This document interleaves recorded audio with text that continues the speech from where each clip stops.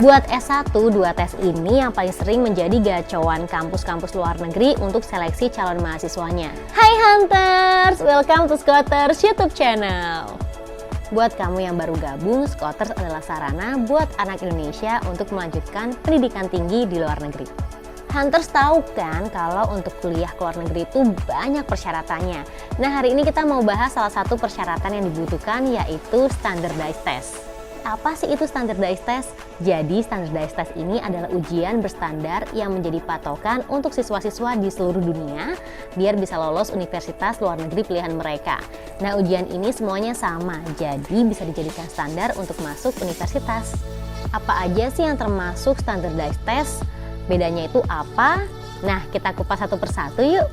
Yang pertama ada SAT, kepanjangannya yaitu Scholastic Aptitude Test. Nah, SAT ini adalah tes akademik S1 yang umumnya diminta di kampus-kampus Amerika. Tapi nggak cuma itu, negara lain seperti Korea, Jepang, Hong Kong, dan lainnya juga sering meminta SAT ini. Kenapa pada mintain SAT sih? Soalnya beberapa negara di dunia tidak menerima kualifikasi pendidikan SMA atau setaranya dari sejumlah negara lain, termasuk Indonesia. SAT itu tesnya berisi reading, writing and language, and math. Penilaiannya nanti kamu akan diskor yang jumlahnya akan dari 400 hingga 1600. Gitu Hunters. Lanjut, yang kedua ada A-Level. Nah, A-Level ini ujian kualifikasi yang dikeluarkan oleh Cambridge International Examination atau yang sering disingkat CIE. Cie. Tes ini diakui secara internasional dan menjadi syarat masuk S1 di luar negeri, terutama nih kampus-kampus di UK. Apa aja sih yang diujikan di A-Level? Nah, untuk ujiannya kamu bisa ambil 3 atau 4 subjek dari 55 mata pelajaran yang berkaitan dengan program sarjana kamu nantinya. Beberapa di antaranya adalah matematika, bahasa, bahasa Inggris, seni, ilmu sosial, ilmu budaya dasar, ilmu pengetahuan, teknologi, dan studi umum. Untuk penilaiannya sendiri, A-Level punya skala dari nilai tertinggi A sampai dengan E. Buat S1, 2 tes ini yang paling sering menjadi gacauan kampus-kampus luar negeri untuk seleksi calon mahasiswanya. Nah, kira-kira gimana kalau S2, Minters? Oke, kita bahas juga ya. Yang pertama ada GRE, singkatan dari Graduate Record Examination.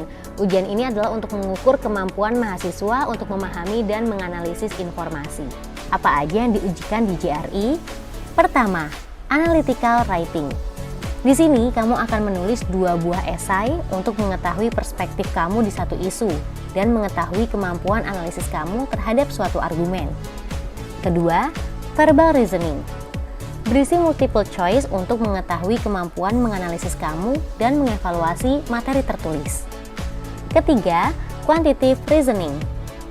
Isinya soal matematika SMA yang berisi multiple choice. Terakhir ada Unscored Test atau Research Question. Nah, ini tes tambahan yang enggak ngaruhin nilaimu secara keseluruhan. Buat penilaiannya, skor GRE akan bervariasi dari 260 hingga 340. Yang kedua ada GMAT, singkatan dari Graduate Management Admission Test. Ujian ini digunakan sebagai syarat masuk ke sekolah bisnis dan manajemen.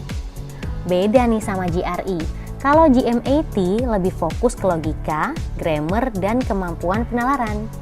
Ada 78 pilihan ganda dan 2 esai yang harus kamu selesaikan dalam tes ini. Apa aja yang diujikan di GMAT? Pertama, Analytical Writing Assessment. Kamu akan diberikan waktu 30 menit untuk menuliskan 1 buah esai. Kedua, Integrated Reasoning. Tes ini berisi multiple choice untuk mengukur kemampuan memahami dan mengevaluasi informasi kamu.